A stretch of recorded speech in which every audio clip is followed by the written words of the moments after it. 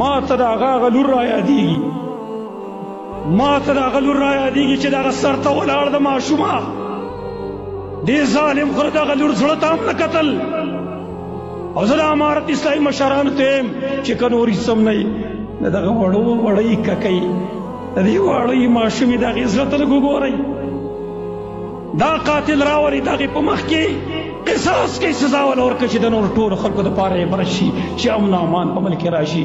الله رب العالمین دغه شهادت قبول کړي او چا چې قتل کړی دی الله دې موږ ته په دنیا کې وښیي، الله دې موږ ته په دنیا کې وښیي چې ذلیل او رسوا او د شرم په مرګ باندې مړ شي، د شرم په مرګ باندې لارې داسې مرګ وله راولي چې د جنازې څوک نه وي، د جنازې څوک نه داسې مرګ دې وله الله راولي. او د هغې پسماندګانو ته د شیخ سردار ولی عید دې الله صبر جمیل ورکړي ټول. خو موږ به چا ته د تعزیت خبره کوو؟ موږ ته به څوک تعزیت